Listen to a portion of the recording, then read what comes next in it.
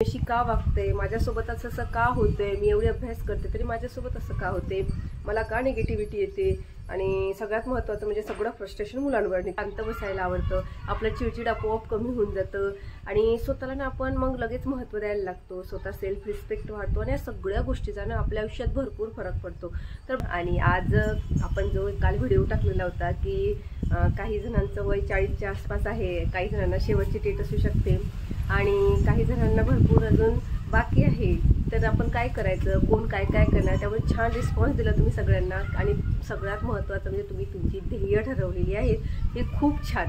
कारण जेव्हा आपण जीवनात असे ध्येय ठरवणं तेव्हाच आपण समोर जातो, छोटं का असं ना आपण ध्येय ठरवायचं, कारण जेव्हा आपल्या समोर ध्येय असते ना तेव्हाच आपण जीवनात पावलं टाकायला सुरुवात करतो। तुम्ही बघा, सकाळी उठा आणि आपण जेव्हा गृहिणी कामांना सुरुवात करतो ना, जर आपल्याला काही अशी आपण नियोजन केलं नाही किंवा कुठलीही तयारी केली नाही ना, तर आपल्याला काय वाटतं, काय करायचं कळतच नाही आहे, कसं करायचं कळतच नाही। पण जेव्हा आपण नियोजन करतो ना प्रत्येक गोष्टीचं, काहीतरी गोल बनवतो की नाही मला आता स्वयंपाक करायचा आहे, त्यानंतर मला हे काम करायचं आहे, नंतर मी हे आवरणार आहे आणि आज तर मी कबोर्ड नक्की स्वच्छ करणार आहे, असं सगळं आपण असं स्मॉल आपले छोटे छोटे टार्गेट बनवतो आणि छान आपली कामं आपण दररोज आटपत जातो।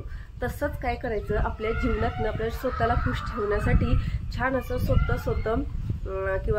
स्वतःशी किंवा छोटे छोटे टार्गेट बनवा।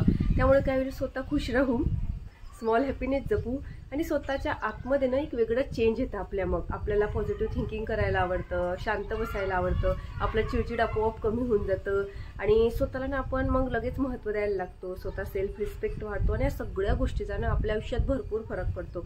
तर बघा, म्हणजे माझ्या म्हणण्याचा अर्थ काय, जर आपण ह्या स्मॉल गोष्टी बघितल्या नाही ना, आपलं सतत चिडचिड होत राहतं, आपल्याला कळत नाही की मी अशी का वागते, माझ्यासोबत असं का होतंय, मी एवढी अभ्यास करते तरी माझ्यासोबत असं का होते, मला का निगेटिव्हिटी येते। आणि सगळ्यात महत्त्वाचं म्हणजे सगळं फ्रस्ट्रेशन मुलांवर निघतं, त्यात त्यांची कधी कधी चुकी पण नसते, पण आपलं सगळं फ्रस्ट्रेशन मुलावर निघते। आता बघा, आपला जर आपण जो टेटचा अभ्यास करत होतो आणि माझ्यासोबत पण असं झालेलं आहे, पण मला फार वाईट वाटत होतं मग की असं आपण का करतोय। पण मग त्याच्या मागचं कारण हे असतं, एकतर आपला अभ्यासाला वेळ मिळत नसतो आणि आता एक तर उदाहरण झालं, आपल्या अभ्यासाला वेळ मिळत नसतो किंवा मग घरात कोणतरी पाहुणे अचानक येतात आणि मग आपल्याला सगळं फ्रस्ट्रेशन मग कुठे काढायचं, तर मग आपण मुलांवर काढतो।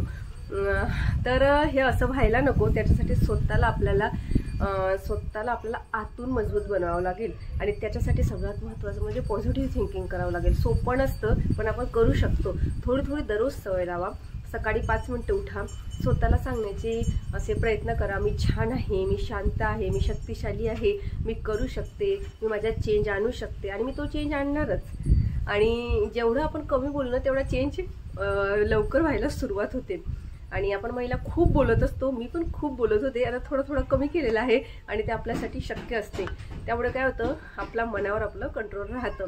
त्यामुळे असं टेन्शन घेणं सोडा आणि स्वतःचे स्मॉल हॅपीनेस शोधा आणि स्वतःच्या स्मॉल हॅपीनेसमधून स्वतःला डेव्हलप करण्यासाठी काय काय करता येईल ते करा।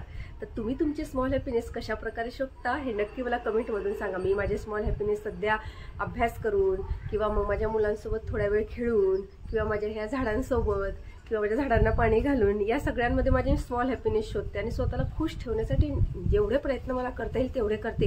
किंवा आपलं आवडतं म्युझिक ऐकते, त्यानंतर आपल्याला एखादं मोटिवेशनल स्पीच ऐकत कामं करायची सवय असते, ते मला पण आवडतं। तसं तुम्ही पण करून बघा, खूप फरक पडतो आणि आपली चिडचिड कमी होऊन जाते आणि आपण खूप शांत राहतो आणि या सगळ्यांचा इफेक्ट ना आपल्या आरोग्यावर होतो, आपल्यावर होतो।